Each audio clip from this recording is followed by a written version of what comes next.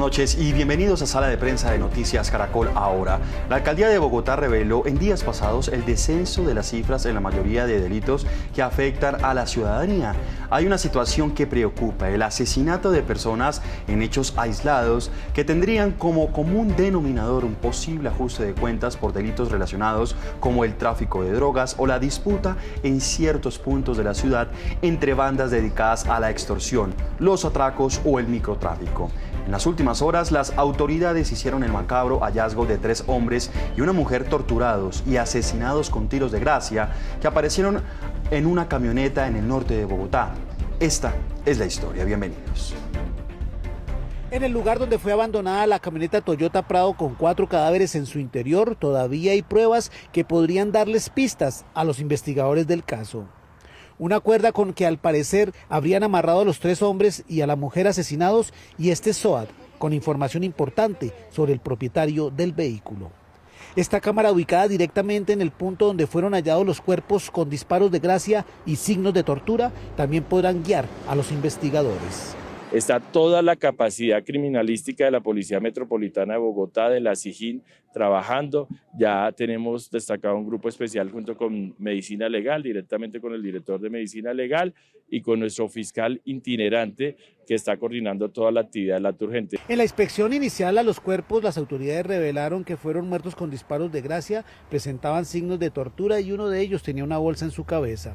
Sobre la camioneta Toyota Prado en la que fueron hallados estos 4 cadáveres, las autoridades señalaron que se encuentra a nombre del empresario Carlos Navarro, quien le manifestó a Blue Radio sin que lo entrevistaran que había dejado el vehículo hace 2 años en un concesionario con traspaso abierto.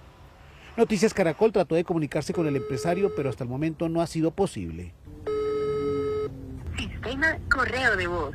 La alcaldesa Claudia López repudió el hecho y se pronunció a través de este trino. Apoyamos las acciones de la Fiscalía y la Policía para esclarecer y dar con los responsables de los macabros asesinatos presuntamente por disputas por rentas criminales nacionales, cuyos cuerpos fueron abandonados anoche en Bogotá.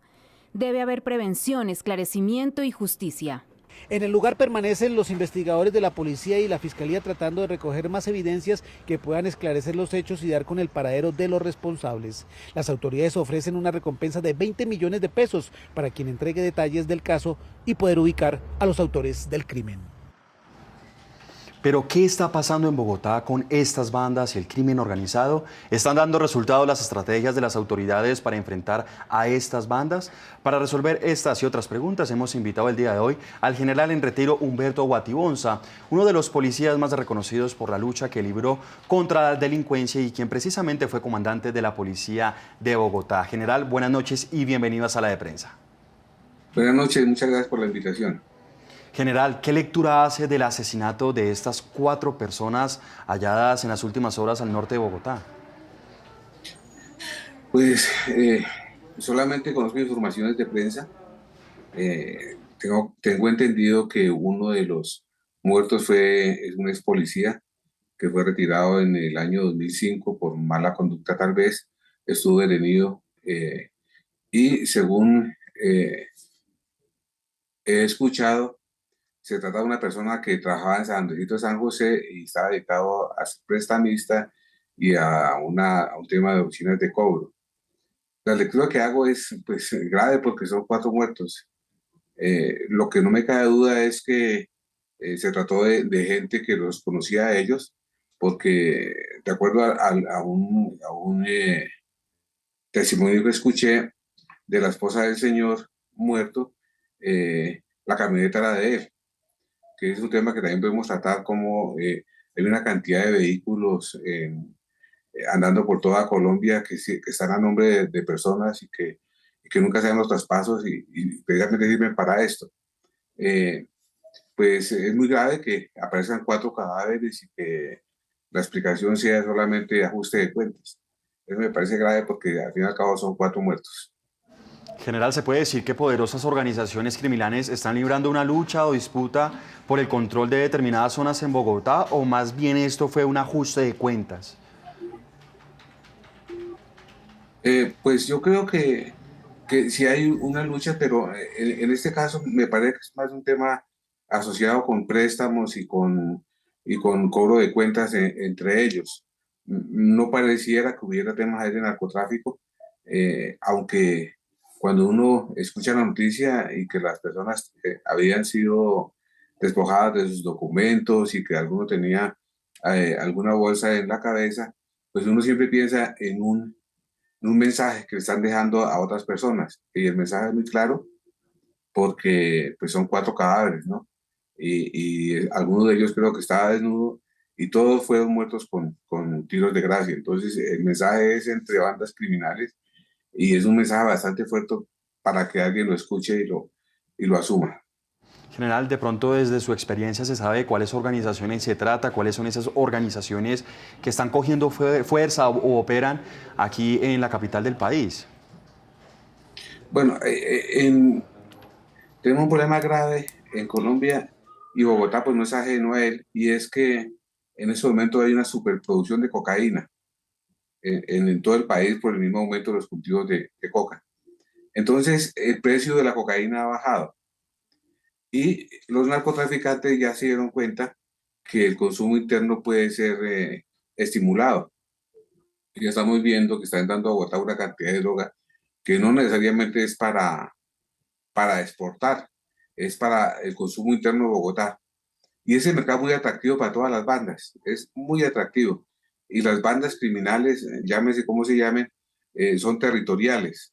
Y la única forma de disputarse los territorios de las llamadas zonas de venta de cocaína y de bazuco es mediante mensajes como ese que están dando acá, o como los descuartizados que vimos hace unos meses, o la publicación de los asesinatos. Esos son mensajes muy claros de las bandas que están organizadas y que no quieren que otras bandas se metan a su territorio. Pero es un negocio tan grande y tan atractivo que fíjese usted que esas bandas se aventuran a hacerlo y lo hacen. Y esas guerras son siempre a sangre y fuego.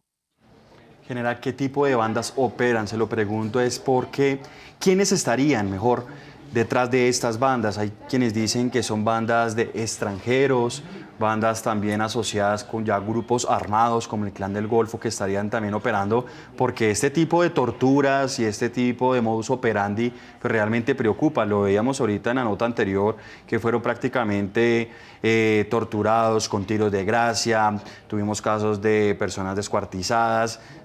Es algo que realmente llama la atención, este modo de cómo están tratando de llamar la atención, porque pareciera que son pues bandas ya bastante organizadas y de pronto hay alguien detrás de eso. Sí, son bandas muy organizadas y muy violentas. Muy violentas porque la violencia genera miedo y esos mensajes de miedo son los que intimidan a las demás bandas de querer meterse donde están nosotros. Sí hay bandas organizadas de extranjeros, eso no es ningún secreto. Ocurre que esos extranjeros que han llegado a Colombia se dieron cuenta que es más fácil y produce más controlar zonas de narcotráfico en Bogotá o en las grandes ciudades que atracar o que robar en los buses. Menos peligroso, mucho más rentable y se requiere pues sí un esfuerzo mayor para cuidar sus zonas, pero es mucho menos peligroso que atracar en un bus o robar a las personas en la calle, porque pueden también, y lo hemos visto, que muchas personas que están armadas reaccionan ante un atraco y terminan los delincuentes muertos. Hay un estudio que dice que para que una banda organizada tenga éxito, necesita únicamente 35 consumidores de droga para mantener a flote su negocio. Increíble, general. ¿Qué tan cierto es que algunas de estas bandas extranjeras han venido desplazando a las bandas de los colombianos en diferentes zonas de Bogotá? Pues ya lo hemos vivido, ¿no? Es decir, esa historia repetida. Acuérdese usted que hace unos años los colombianos dominaban el mercado de la droga totalmente en el mundo.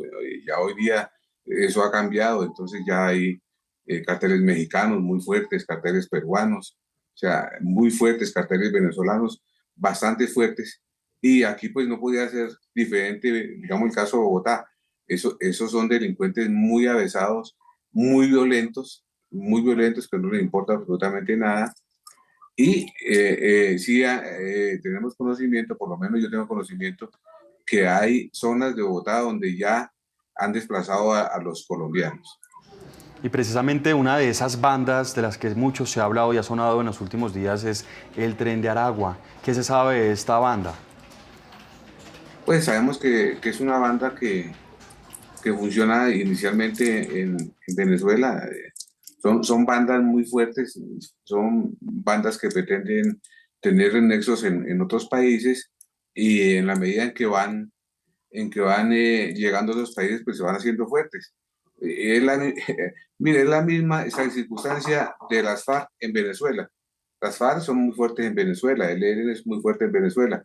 Entonces, ¿por qué tendríamos que nosotros esperar que el Tren de Aragua no entrara a Colombia? Sí, prácticamente es la misma situación. Hay una preocupación y algo que también ha llamado mucho la atención de varios ciudadanos, sobre todo de bogotanos, que hay zonas en Bogotá donde la policía no puede ingresar actualmente. Y eso pues realmente preocupa y esto pues da señales de la peligrosidad que tienen algunas de las bandas en algunos sectores de la ciudad.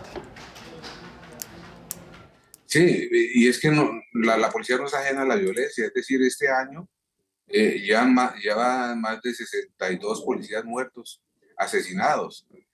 O sea, lo vivimos hasta hace pocos días que en todo el país estaban asesinando policías.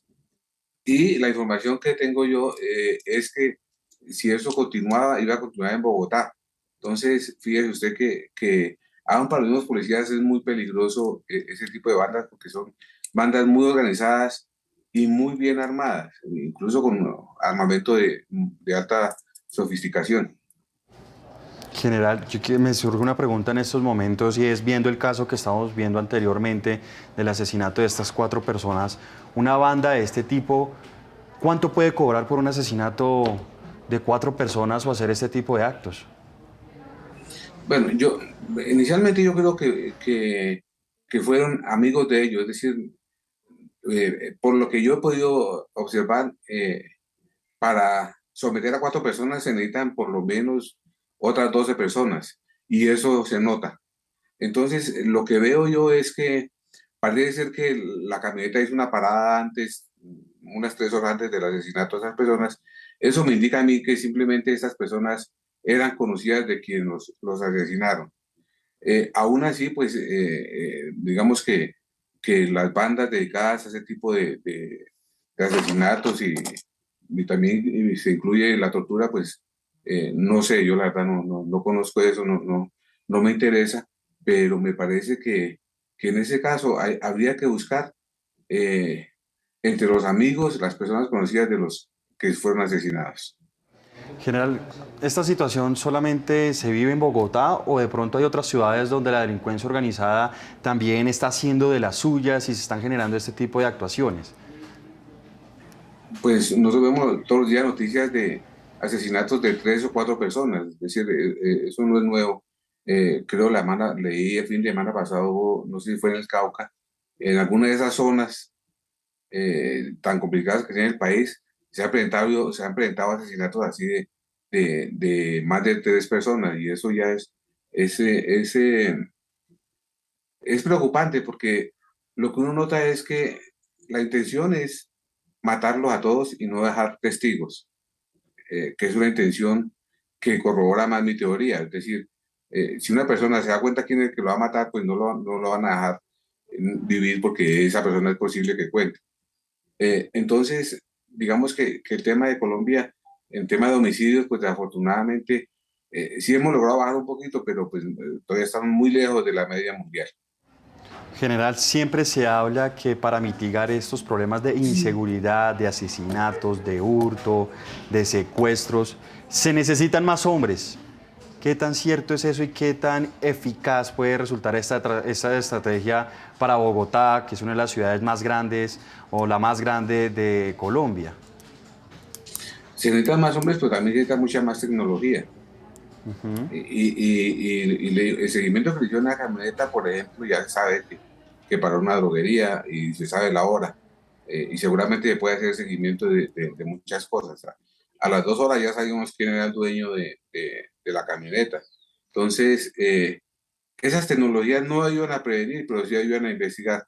Obviamente que la presencia es fundamental y lo que necesitas es muchos policías bien preparados con todos los medios para reaccionar y muchas cámaras vigilando, que eso es el éxito en muchas partes del mundo. Pero también se necesita una ciudad organizada, limpia e iluminada. Es decir, a ustedes y a mí nos pasa que nos demoramos horas y horas en trancones dentro de Bogotá y eso también genera inseguridad. Pues uno entiende que es por las obras, pero al fin y al cabo también genera inseguridad y, y hace falta, es decir, las grandes ciudades siempre tienen una organización, buenas vías, buena iluminación, buen control de la policía y eso se hace únicamente con más cantidad de hombres policías. Tecnología, capacitación y organización, algunas de las Sí, señor. apuestas del general. Quiero hablar de un delito en específico que es el más común, el que más tiene preocupados a los capitalinos y yo sé que también en muchas ciudades que se conectan a esta hora con nosotros y es el tema del robo de celulares, que parece ser un negocio muy rentable para la delincuencia y parece que no se ha podido hacer mucho. Totalmente de acuerdo, pero es porque no se ha, o sea, es decir, aquí lo que no se ha atacado es lo que se va a atacar y esto es una cadena criminal, ¿no? Entonces, el que roba el celular no lo roba para él, o sea, él no roba el celular porque lo necesite, él tiene su celular. Esa persona roba el celular y tiene dos caminos, él sabe dónde lo compran para, para volverlo a vender o para qué, o para repuestos.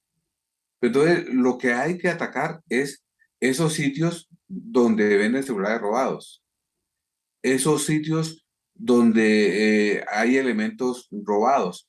Eso es lo esas son las cadenas que hay que, que, que atacar. Porque solamente estamos preocupados del que roba el celular, del raponazo.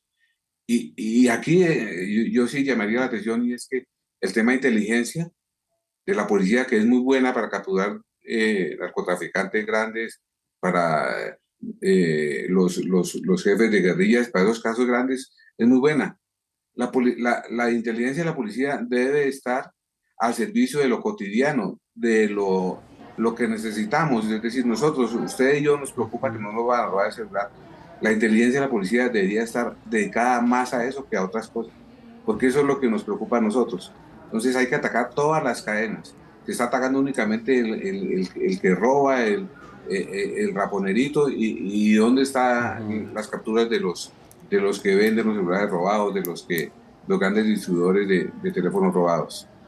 General, si usted hoy en día fuera el comandante de Bogotá, ¿qué acciones tomaría precisamente para bajar los índices de hurtos, en este caso de homicidios, por el caso que veíamos anteriormente? ¿Qué decisiones usted tomaría? Bueno, cuando yo fui comandante de Bogotá, logré bajar el hurto de celulares en un 30% porque ataqué, le quitamos 3 edificios donde vendían celulares robados. Y la disminución fue inmediata, porque claro, porque es que el mercado se estancó, no, no digo se arregló el problema, no, el mercado para ellos se estancó mientras se volvieron a organizar. Entonces ahí es cuando uno debería volver a golpearlos ahí. Esos 3 edificios se le quitaron a los vendedores de celulares robados y ya se les quitaron a ellos la acción de dominio. Esa es una forma de hacerlo, atacar todo, absolutamente todo, todos los eslabones de la cadena. En el tema del homicidio, eh, estos días he notado una total ausencia de policía. No sé por qué razón, no sé, pero sí me parece que hay que hacer mucha presencia de policía y trabajar de la mano con la alcaldía para iluminar sitios, para arreglar vías, porque así uno no lo crea, eso genera inseguridad. Entonces, yo sacaría mucha policía a la calle, mucho control en los sitios que se sabe que son puntos calientes, que ya los conocemos. Es decir, aquí no es un secreto que si usted se va por la carrera décima entre calle Sexta a 13, pues es muy probable que se haga, es muy probable que lo atraquen. Entonces, ahí hay que dedicar los esfuerzos, hay que dedicar los esfuerzos a tomarse esas zonas, a identificar a las personas, a capturar los que hay que capturar y sería con mucha más presencia de la policía en la calle. General, vimos también un caso muy particular en las últimas horas que fue un atraco masivo que se habría presentado en Monserrate, donde la ciudadanía manifestó que la policía no actuó en el momento pertinente, no sabía qué hacer la policía ante este hurto que se había presentado de manera masiva. Usted ahorita mencionó un tema bastante importante y es el tema de la capacitación. ¿Cree que se debe fortalecer a los uniformados en esta materia, de cómo reaccionar, de cómo ayudar al ciudadano en este tipo de casos? Porque pareciera, y según las denuncias que hicieron las víctimas, pues hubo negligencia por parte de las autoridades en ese momento. Sí, totalmente de acuerdo. Capacitación. Resulta que estamos en manos de muchos policías jóvenes, porque por muy diferentes razones los policías antiguos están yendo. Antiguos quiero decir que tienen ya el tiempo para su pensión. Entonces, la policía no ha logrado retenerlos. Y esa experiencia es la que en un momento dado sirve para solucionar los problemas. Esa es una. En el tanto hay que capacitar a los policías mucho más en temas de servicio e insisto, la inteligencia tiene que ser para lo cotidiano, para lo que nos preocupa a los ciudadanos de a pie. Para eso es que sirve la inteligencia. Para prevenir temas como ese. Es posible prevenirlos. Es posible. Se lo digo de todo corazón. Es posible prevenir que vayan a haber atracos en Monserrate. Acuérdese una época en que habíamos, también ahí en Guadalupe habían ese tipo de robos. Y eso lo que se hizo fue atacarlos directamente con mucha presencia allá y con labores de inteligencia. General, durante el transcurso del día vimos la asignación como nuevo director de la policía al mayor general Sanabria. ¿Usted cómo ve esta nueva designación y qué se espera del nuevo director? Bueno, lo veo pues como una situación pues buena para la policía. Es una persona joven, vamos a estar en manos de personas jóvenes. De pronto falta un poco de experiencia, pero pues esa fue la decisión. Entonces me parece que hay que acompañarlo porque si a él le va bien, pues nos va bien a todos, y a uno cuando está retirado lo que espera es que a la policía le vaya muy bien. Esperamos que ese binomio con la general Jacqueline les vaya muy bien, que logren mejorar el tema de convivencia en Colombia y que pues todos estamos a la expectativa que la policía se acerque más al ciudadano, trabaje más por el ciudadano y así obtengamos los resultados que queremos. Y ese fue precisamente el mensaje que quisieron dar en medio de esta asignación que se hizo allí en la escuela de cadetes de la policía, porque se vio pues al nuevo director de la policía rodeado de la ciudadanía y han dicho que esa es la apuesta de ser más cercanos a los ciudadanos, a la víctima del conflicto, al indígena, y que esa es la apuesta del nuevo gobierno. Y no me puedo despedir sin preguntarle, general, qué piensa también del nuevo ministro de Defensa, porque también es uno de los comandantes en jefe de las fuerzas y también de ahí depende la estrategia para mitigar todo este tipo de actuaciones, como es el delito de homicidio, de hurto en el país. Bueno, yo tuve la oportunidad de trabajar con él en una investigación